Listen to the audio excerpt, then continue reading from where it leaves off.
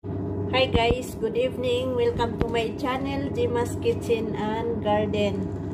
Ngayong gabi guys, it's 7 o'clock in the evening. Ang gagawin ko, itong isang cup na munggo. Gagawin ko itong bean sprout. Magpapatubo ako ng bean sprout. So, itong munggo na to is eksaktong 1 cup. Ang gagawin ko, ibababad ko itong munggo na ito ng at least 12 hours overnight guys. So bukas ng umaga ano ko na ito, ilagay ko na ito sa pagpapatubuan ko guys. Ang gagawin lang natin sa munggo is hugasan nating mabuti para matanggal yung mga sira. Ayan. So, ito na yung munggo ko guys. Nahugasan ko siyang mabuti. Siguruhin lang natin na malinaw na yung tubig. Pagkatapos nating hugasan. And then, tatakpan ko siya ng towel. So, bukas ng umaga, ilalagay ko na ito sa pagpapatubuan ko. Okay guys, thank you for watching. Okay. Hi guys, good morning. Welcome to my channel, Jima's Kitchen and Garden. Ngayong umaga guys, magpapatubo ako ng bean sprout. Ito yung munggo. Binabad ko na siya ng overnight.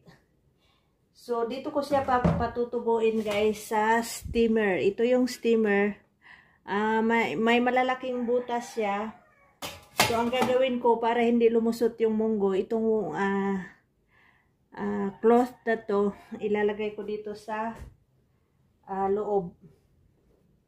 Para yung munggo na ilalagay ko dito is hindi siya lulusot sa butas.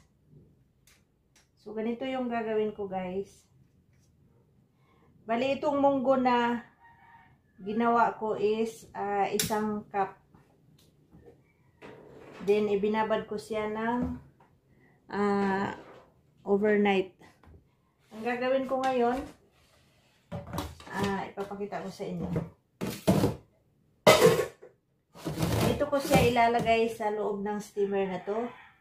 Ikakalat ko lang yung munggo. Ganito guys.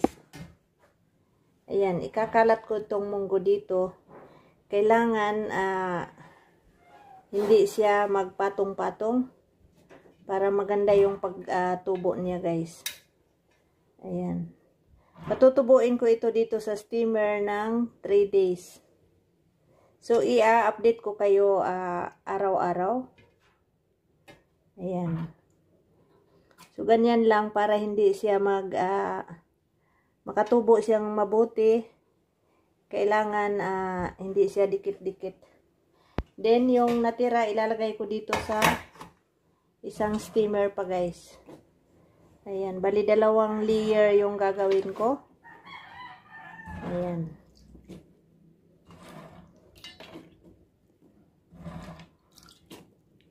So, ganito.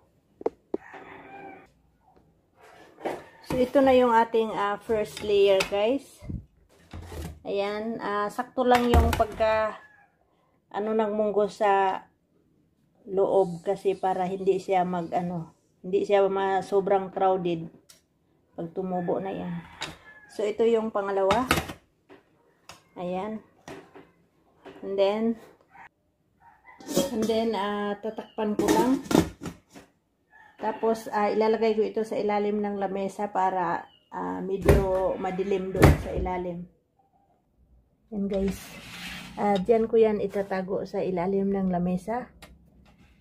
Para hindi siya masinaga ng araw. Madilim lang. Hindi ko na yan tatakpan ng kung ano-ano pa. Ganyan lang guys. Every 6 hours, babasain ko yan ng tubig para mabilis tumubo. Okay? Guys, good morning. Papakita ko sa inyo ang aking pinatubong bean sprout dito sa steamer. Bali dito na siya ngayon. Ayan yung kanyang second layer. ang gagawin ko ngayon, babasain ko sila ulit. Ayan. So, ito,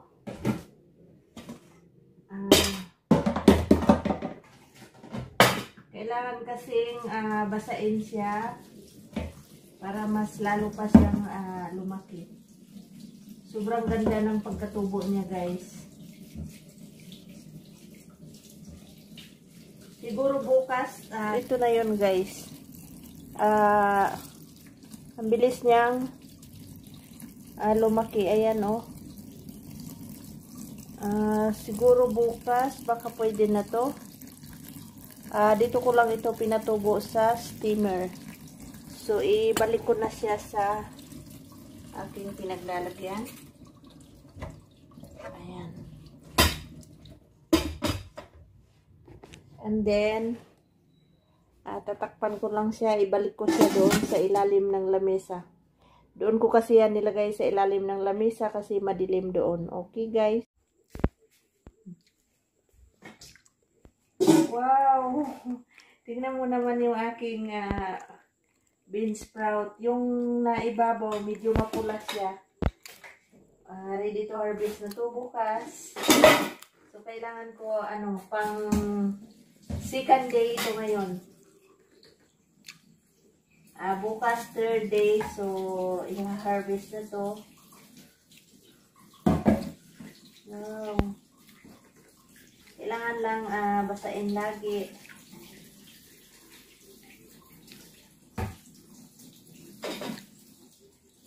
Then, dito lang ito sa steamer. Bali, pang second day pa lang ito ngayon. Ayan, masyado na siyang mahaba. Ito naman yung isa. Ayan, tingnan mo. Ganyan na siya kahaba. So, ito yung magiging ulam namin bukas.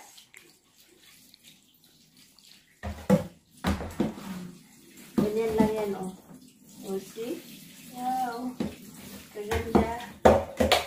Bali, lang ito? 1 cup na munggo. Napakadali lang pala patubuin ito, oh. Lapit mo nga pa. Ayan, guys. Look at this munggo. So, tomorrow is ready to harvest. And then, you see the back. Ayan. So, ibalik ko ito sa steamer. Ayan. So, bukas ko pa ito i-harvest. Kasi, bukas ko pa ito lulutuin. So, balik lang dyan. Tingnan natin ito. O, ayan. See, look at that. And then, ibalik ko. Ayan, guys, yung aking bean sprout. Iha-harvest ko na ngayon.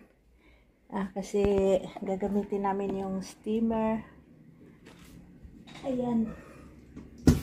So, ito na yung aming ito na yung pinatubo ko na bean sprout, guys. Pang 3 days niya ngayon. So, ito yung sa second layer. Kukunin ko na siya kasi malalaki na. Kaya, tingnan niyo, guys.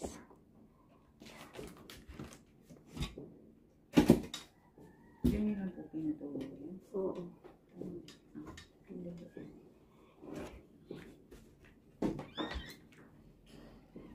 Ito, guys, kukunin ko na itong aking bean sprout. Ayan.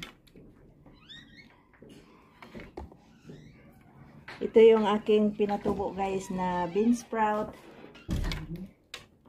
Ayan. So, ganito na yung ano niya, guys. After 3 days, ganito kalalaki na yung bean sprout. So, ready to harvest na. So, ang gagawin ko, kukuha ko ng tubig kasi isasawsaw ko yung bean sprout na kukunin ko kasi para matanggal yung balat, okay? Ito na guys yung aking bean sprout after 3 days. Ganyan siya kadami yung pinatubo kong bean sprout guys is 1 cup lang. Ganito kadami yung nagawa. Tapos ito yung isa guys.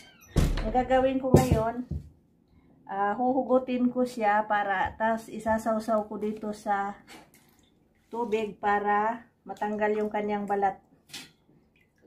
So, hindi ko na ito puputulan ng ganyan. Ayan. Nagkakaano na siya sa ugat ko. Kasi malinis naman to. Ayan. Para lang matanggal yung kanyang balat, isasawsaw ko siya sa tubig. Then, ito yung lulutuin kong lunch namin.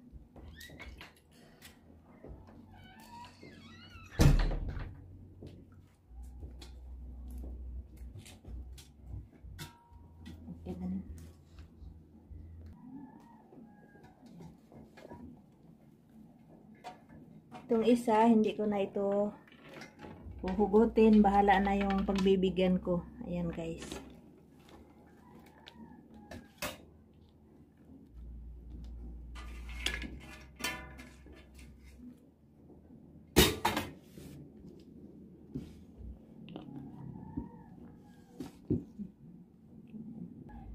Ito na guys yung aming bean sprout na pinatubo. Sobrang hahaba na niya oh. At saka ang tataba. Ayan. Bali 3 days lang na pinatubo ito sa steamer. And then ganito na yung kanyang resulta guys. Bali sa 1 cup napakarami nang gawa na bean sprout. Ayan.